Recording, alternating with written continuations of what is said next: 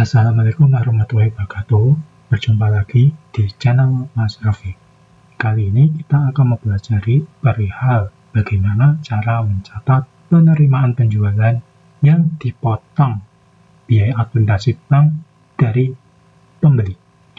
Tentunya kebanyakan pembeli itu biaya administrasinya akan ditanggung oleh pembelinya.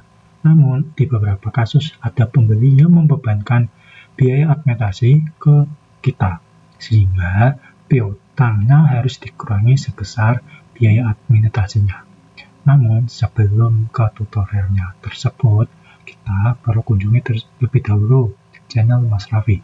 Di sini terdapat beberapa case untuk mencatat transaksi yang ada di Akurat Online.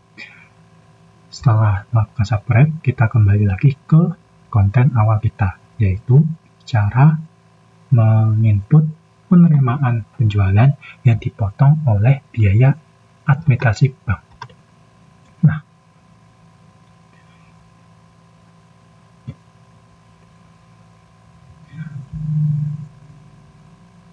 kasus terhadap pembayaran penerimaan penjualan yang dipotong bank itu sering terjadi, terutama ketika pelanggan melakukan pembayaran melalui transaksi bank, tapi jumlah uang yang masuk ke rekening perusahaan tidak sama persis dengan nilai faktur karena adanya potongan pembelian administrasi bank tersebut. Sebagai contoh, perusahaan memiliki tagihan kepada pelanggan sebesar 10 juta, namun pelanggan hanya melakukan pembayaran transaksi yang masuk ke dalam rekening sebesar 9.997.500 karena terdapat biaya bank sebesar 2.500. Dalam kondisi seperti ini, perusahaan perlu mencatat penerimaan pembayaran dengan benar agar nilai piutang pelanggan tetap sesuai satu rekening bank sesuai dengan jumlah yang benar-benar masuk, dan biaya administrasi juga tercatat sebagai biaya perusahaan. Nah, pada tutorial ini kita akan membahas beberapa aspek dalam proses pencatatan biaya administrasi bank yang ditanggung oleh penjual. Nah, apa saja yang akan kita pelajari? Yang pertama, bagaimana cara membuka transaksi penerimaan penjualan di Akurat Online. Yang kedua, memilih pelanggan yang melakukan pembayaran. Yang ketiga, memilih faktur penjualan yang akan dibayar. Yang keempat, cara memasukkan jumlah pembayaran pelanggan. Yang kelima, cara mengetahui selisih nilai faktur dan jumlah uang yang masuk ke bank. Yang keenam, cara mencatat biaya administrasi bank, cara memilih akun aplikasi bank, cara memastikan piutang pelanggan tetap dibayar dengan benar, cara mencatat jumlah uang yang benar-benar masuk ke rekening bank, cara memeriksa total transaksi penerimaan, cara menyimpan transaksi penerimaan penjualan, dan cara mengecek presentasinya. Nah, kita berikan contoh. Supaya lebih dipahami, kita dapat analogi sederhana. Perusahaan memiliki faktur penjualan kepada pelanggan sebesar 10 juta. Pelanggan kemudian melakukan pembayaran dengan melalui rekening bank perusahaan. Namun, karena adanya biaya administrasi bank sebesar 2.500, uang yang benar-benar masuk ke rekening bank hanya sebesar 9.997.500. Dalam kondisi ini, nilai piutang pelanggan sebenarnya sudah dikeluarkan sebesar 10 juta, sementara perusahaan hanya menerima uang sebesar 9.997.500 di rekening bank. Nah, selisih 2.500 ini bukan merupakan kekurangan pembayaran dari pelanggan, tetapi merupakan biaya selisih bank. Oleh karena itu, pencatatannya perlu dilakukan dengan tepat agar tidak membuat pelanggan terlihat masih memiliki utang sebesar 2.500. Kenapa biaya administrasi bank harus dicatat? Karena biaya ini mungkin kecil jika hanya satu kali transaksi terjadi.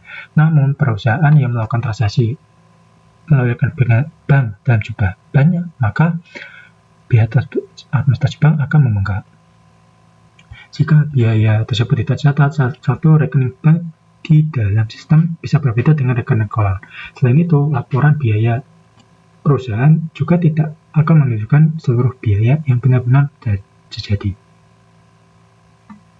Dengan mencatat biaya administrasi bank saat terpisah, perusahaan dapat mengetahui berapa biaya yang dikeluarkan untuk transaksi perbankan dan melakukan pencegahan.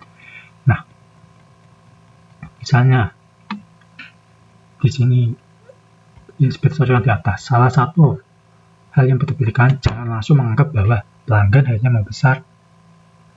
membayar uang sebesar yang masuk di rekening bank. Kita perlu analoginya sendiri.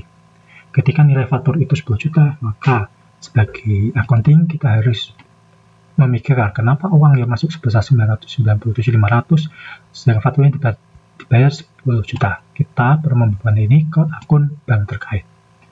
Nah, di Accurate sendiri sudah menyediakan fiturnya. Bagaimana cara mengaksesnya? Kita dapat masuk ke akun accurate.id terlebih dahulu. Kita masuk ke sini. Setelah ke sini, kita masuk ke email dan passwordnya. Kemudian kita klik masuk. Setelah masuk ke halaman awal, kita dapat memilih nama perusahaannya. Sampai membuka database-nya.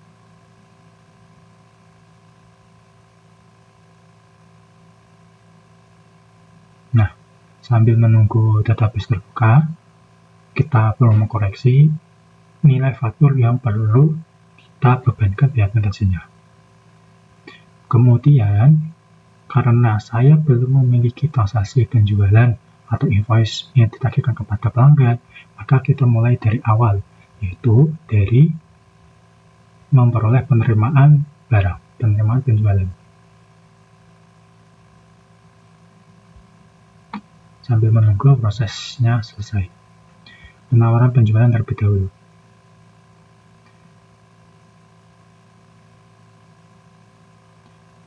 Kemudian kita pilih nama pelanggannya.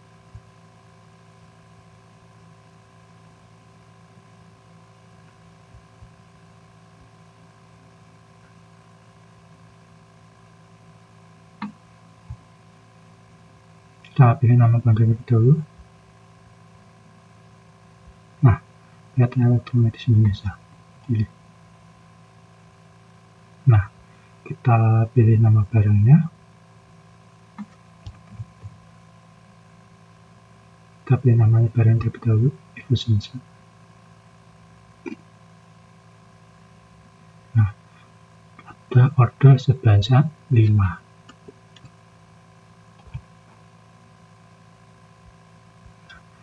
Penjualnya kita belum tentukan, informasi lain belum kita tentukan juga. Kita bisa ke lanjut. Kemudian di informasi lainnya kita dapat memasukkan alamat kirimnya. Setelah selesai, kita dapat klik simpan terlebih dahulu. Kemudian klik ikon hamburger hijau, pilih SKI yang kita buat tadi. Klik proses, pilih ke pesanan. Nah, setelah ini itu kita akan menerima PO dari pelanggan. Kita ketik nomor PO-nya di informasi lainnya.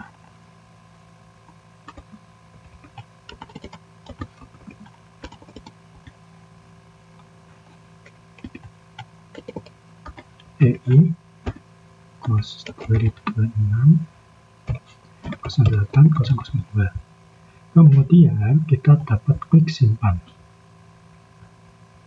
Nah, simpan terlebih dahulu. Setelah simpan, kita dapat klik hamburger. Kita proses pengirimannya terlebih dahulu. Kita klik proses pengiriman. Nah, kita perlu mengirimkan dong barangnya ini. Kita klik nama barangnya, nomor seri. Di sini import data, pilih nomor seri dan fakturnya. Pilih nomor seri yang ada di gudang, pilih, kemudian klik lanjut. Pastikan alamat kirimnya sama, FOB-nya destination. Kita klik simpan. Nah, kita kembali ke ikon hamburger, pilih ke AC yang kita buat tadi, titik faktor. Nah, di faktor ini kita dapat memasukkan info lainnya di nomor faktur pajaknya 040 026. Nah, setelah selesai bisa dibiayakan akun biayanya kalau ada. Kemudian kita klik simpan. Nah, faktur penjualan sudah berhasil simpan. Nah, mulai dari ini kita sudah bisa membuat penerimaan penjualan mana biaya administrasi banknya ditanggung oleh penjual. Bagaimana caranya? Kita masuk ke menu penjualan. Ke penjualan, masuk ke penerimaan penjualan. Kita klik di sini. Kemudian kita pilih pemasukannya atau pelanggan kita, elektrometis. Namanya bank. Kemudian kita klik ambil. Nah, pilih invoice-nya jatuh tempo. Nah, kemudian kita klik nomor fakturnya. Kemudian informasi diskon, akunnya ATM, administrasi bank. Diskonnya 2.500. Klik tambah. Kemudian klik lanjut. Nah, di sini kemudian disesuaikan faktur yang dibayar 53.000. Di sini pembayarannya 55.500 atau 2.500-nya dibiayakan sebagai biaya administrasi banknya.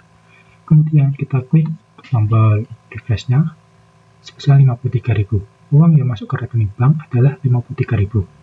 Pembayarannya 55.500 dengan diskon bank 2.500. Kemudian di sini kita pilih transfer bank. Oke, setelah selesai kita pilih simpan. Nah, klik ikon hamburger. Di sini kita bisa mencetak terlebih dahulu untuk bukti penerimaannya. Kemudian, nah disinilah ketahuan biaya nilai fakturnya 500 dapat diskon. Diskonnya ini diskon administrasi bank. Kemudian pembayarannya 53.000 rupiah. Nah, kita dapat tutup.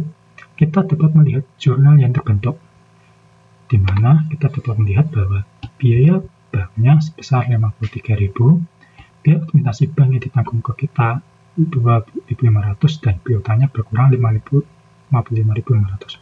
Artinya di sini sudah tidak ada piutang yang menggantung di sistem. Oke, untuk materi terkait dengan penerima penjualan di mana biaya aplikasinya ditanggung oleh penjual sudah selesai. Semoga dapat diterapkan di perusahaannya masing-masing. Terima kasih atas perhatiannya.